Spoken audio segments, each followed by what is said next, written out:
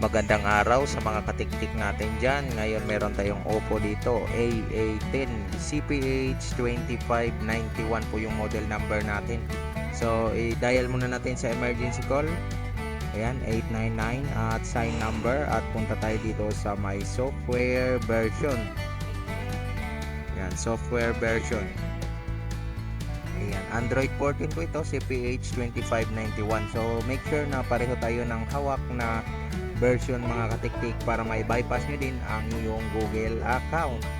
Ayan, so continue natin dito, piliin natin yung Pilipinas. So hanapin mo yung Pilipinas. Yan, next lang natin at syempre kailangan natin dito i-connect sa wifi. So kung meron kayong makita dito mga katiktik sa taas na parang padlock nasa left upper corner, ayan o, sa taas mga katiktik sa left side,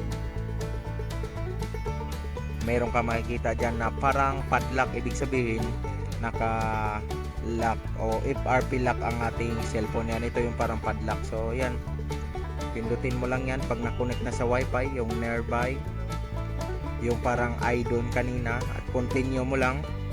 Tapos ito mga katiktik, turn on mo lang itong tatlong tuldok. Ayan, settings. Ayan, ito learn more.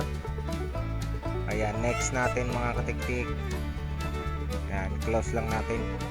Wala dyan ang ating hinahanap dito sa tatlong tuldok. And then settings. And then ito. Tapos hintayin natin mga katiktik. Ayan, tapos ulit yung tatlong tuldok. Share article. Tapos dito may makita tayong Chrome. Ayan, piliin mo yung Chrome, pindutin mo yung Chrome. Ayan, Chrome at use without account. Ayan, use without an account. So ulit tayo mga katiktik kasi nagpo-close po yan po sa share article. Tapos yung Chrome. Tapos this time mga katiktik mag-open na po yan. At dito sa address bar, kailangan lang natin i-type yung login natin. Tina-type kapag nagba-bypass tayo. So makita mo naman, sundan mo lang, iso mo na lang, palakihan mo na lang yung ano mo, screen. Yan, para makita nyo mga katiktik yung tina-type natin. So pagpasok natin dito, piliin natin yung setting. Yan, setting, pindutin lang natin. At pagdating natin dito sa loob, ayan, papakita ko muna sa inyo. Ayan po, Oppo AA10 at Android 14 po ito. So dito tayo sa welcome screen lock, home screen layout.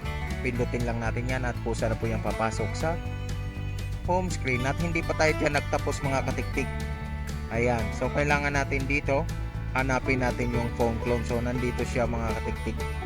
Yan sa tools na folder. Ayan yung phone clone ito. Clone phone pala mga katiktik, clone phone. Pindutin mo yung clone phone at pindutin mo yung new, this is new device. Yan, pindutin mo lang yung kulay blue. Yan yung new device. Sa iba kulay green po, pero dito siguro sa Android 14 is kulay blue. So other Android kasi kailangan natin ng ibang Android phone. So dito sa Android phone natin mga katiktik, kailangan lang natin pumunta sa Google Play Store at i-install ang Activity Launcher at saka yung Oppo Phone Clone. So ito mga katiktik, Activity Launcher, i-type nyo dyan sa Google Play Store nyo sa kabila. I-install mo yan. Tapos na ako mag-install kaya open na po ang nakalagay dyan. Tapos next mong i-search is yung Oppo Phone Clone. So tingnan mo yung logo mga katiktik or yung icon. Yung icon yung titingnan mo. Yan.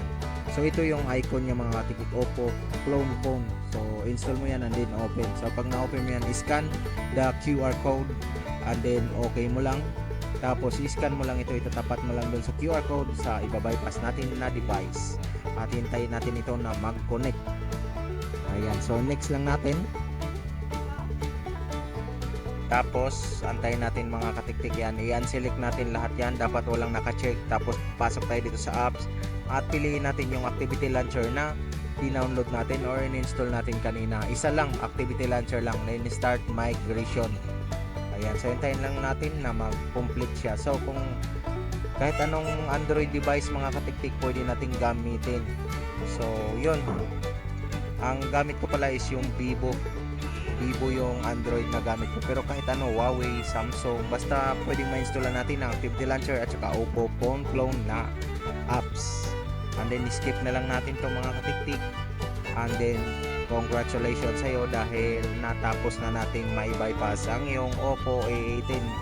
I hope na nakatulong to sa inyo mga katiktik. Huwag kalimutan mag like sa video, ayan, at syempre bonus ko na kapag i-subscribe mo pa ang aking channel. So restart ko lang mga katiktik at titingnan natin kung papasok na ba siya diretso sa ating home screen.